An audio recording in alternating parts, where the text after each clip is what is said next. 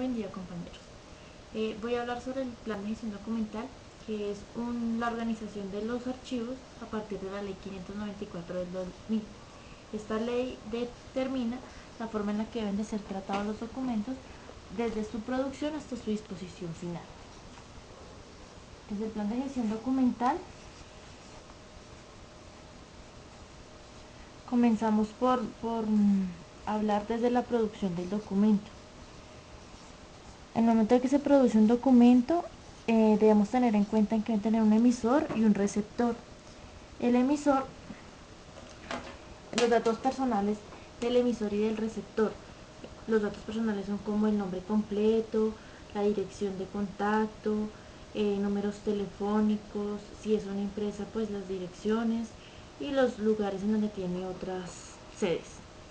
Cuando hablamos de empresas de entidades y empresas, deben tener un logotipo y membrete. Cuando es una persona natural, pues no, pero sí deben de ir los documentos firmados por el emisor.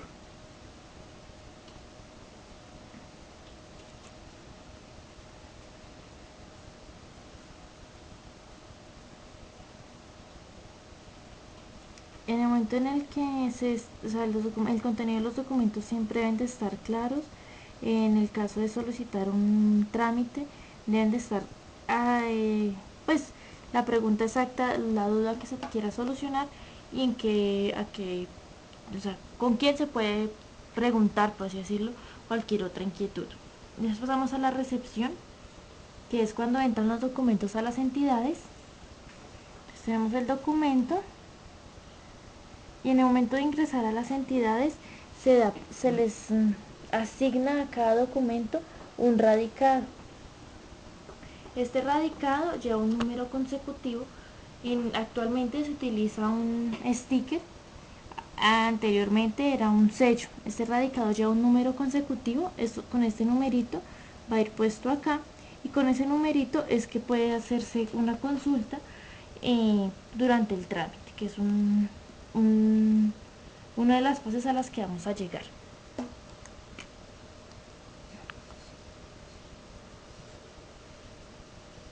Esta es la recepción.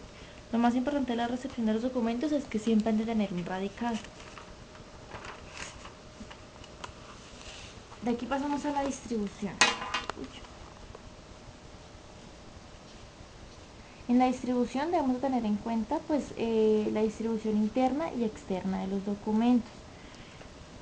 La interna es cuando los documentos son dirigidos dentro de la misma entidad, es decir, a cada una de las dependencias, por ejemplo, financiera, jurídica, y la externa es cuando son enviados a otras entidades o a personas naturales.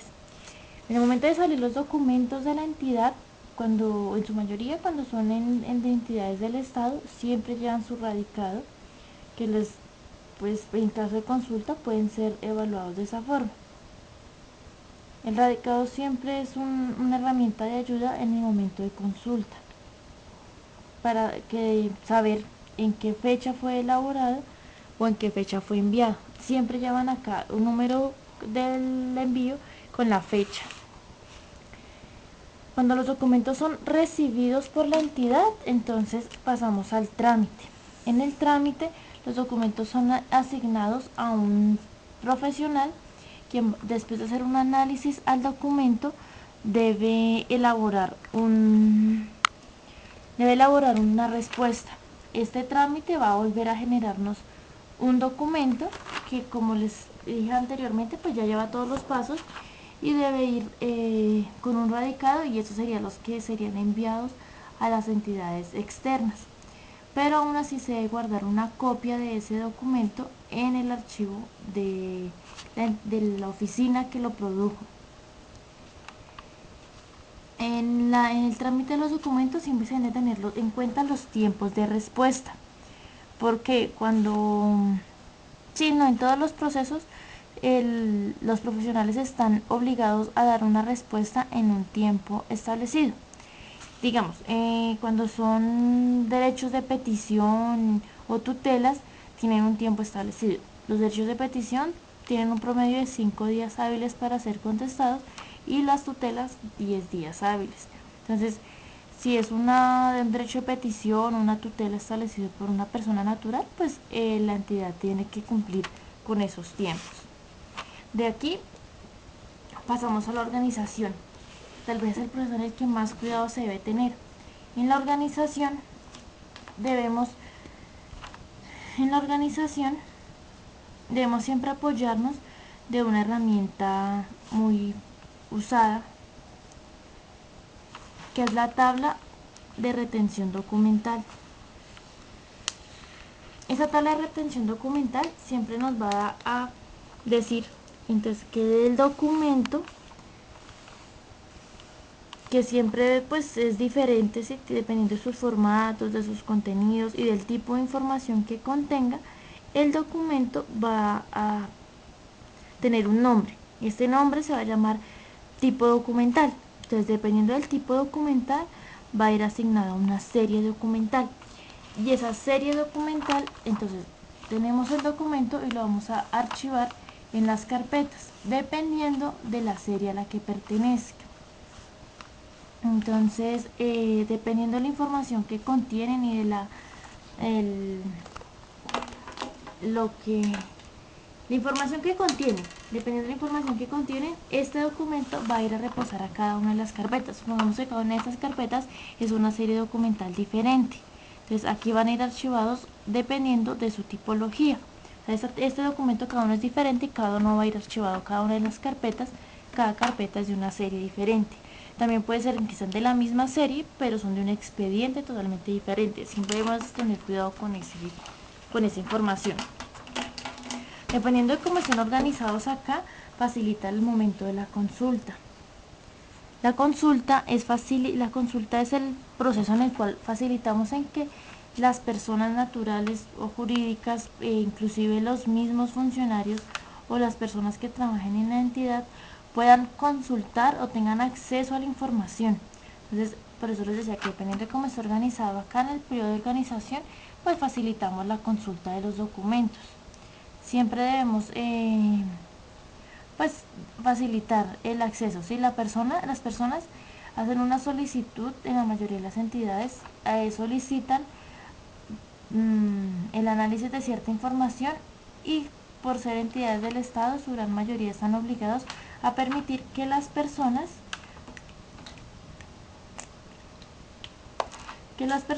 tengan acceso a la información. Cada documento generado por una persona natural o jurídica o de la entidad del Estado contiene una información y pues debe ser facilitada. Por eso se tienen en cuenta todos estos procesos anteriores.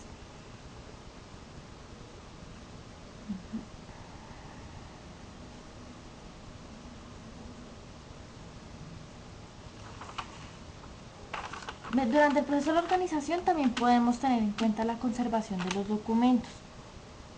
Durante la conservación de los documentos se deben de buscar siempre el que los documentos, en la forma en la que están archivados, se facilite pues su consulta, que nunca pues como que haya un control con las placas, que no vayan a ser infectados por hongos, por material biodegradable que va a dañar y perjudicar el documento.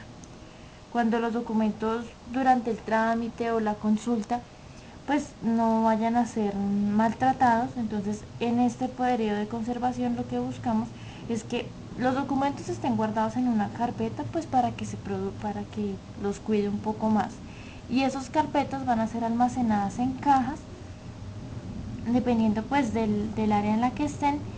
Van a ser almacenados en cajas, en donde pues va a facilitar tanto la consulta como la conservación. La conservación es para que estas cajas todas tienen un manejo del pH de los documentos y pues van a permitir como que no se llenen de hongos ni de humedad los documentos. De aquí pasamos a la disposición final. En este periodo, en esta etapa, vamos a determinar, como el nombre lo indica, cuál va a ser la disposición final de este documento. Entonces, después de que ya cumplió todo lo que hacia atrás les había explicado, entonces aquí tenemos el documento Aquí tenemos el documento y él va a pasar por 3 estados, por así decirlo, ciclos vitales del documento. Esos ciclos vitales, pues dependiendo de realmente de la consulta, la cantidad de consultas de un documento, pues depende qué se va a hacer con esos documentos. Entonces este documento se puede digitalizar para evitar el deterioro en el momento de la consulta. Y se puede eliminar, depende toda de la disposición que le dé el comité de archivo. Entonces también podemos pasar a la gestión documental, que digamos que es cuando el documento está joven, son tus primeras etapas. Entonces la consulta puede ser mayor, por eso siempre pues está en la oficina que más lo ve, que más lo analiza. De aquí va a pasar a un archivo central. Este va a ser el archivo de gestión.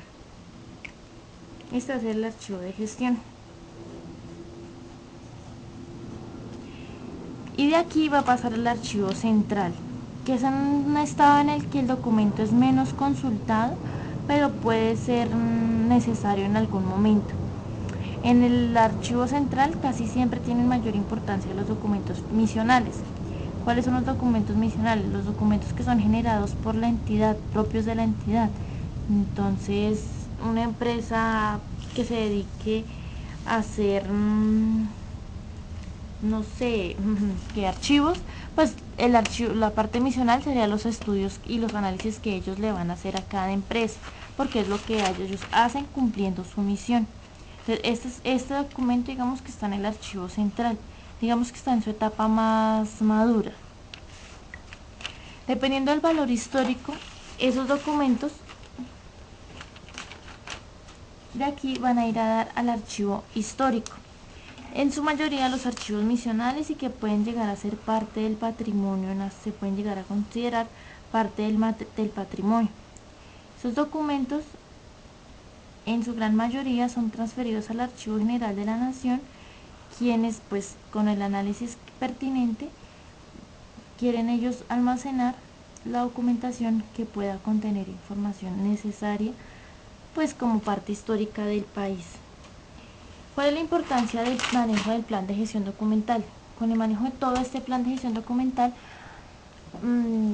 llegamos a facilitar el estudio el análisis de la información, en qué momento se necesita y en qué periodo y en qué estado se encuentra. Se debe tener en cuenta cada uno de los pasos del documento y que cada documento cumpla con todos los requisitos para ser archivados y estudiados en un futuro. Esa es la importancia del plan de gestión documental.